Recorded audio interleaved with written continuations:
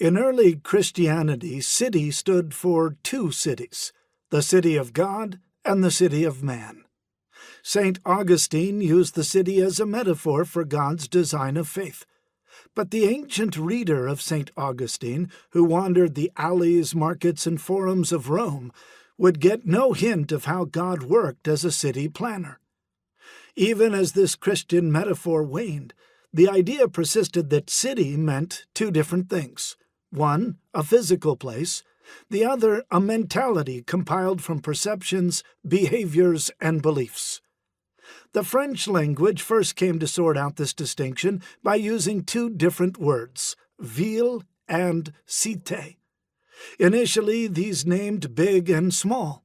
Ville referred to the overall city, whereas cité designated a particular place.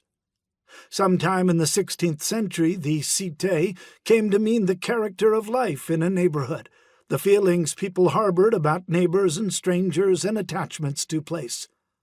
This old distinction has faded today, at least in France. A cité now most often refers to those grim locales which warehouse the poor on the outskirts of towns. The older usage is worth reviving, though, because it describes a basic distinction. The built environment is one thing, how people dwell in it another. Today in New York, traffic jams at the poorly designed tunnels belong to the ville, whereas the rat race driving many New Yorkers to the tunnels at dawn belongs to the cité. As well as describing the cité's anthropology, cité can refer to a kind of consciousness. Proust assembles from his characters' perceptions of the various shops, flats, streets, and palaces in which they dwell a picture of Paris as a whole, creating a sort of collective place consciousness. This contrasts to Balzac, who tells you what's really up in town no matter what his characters think.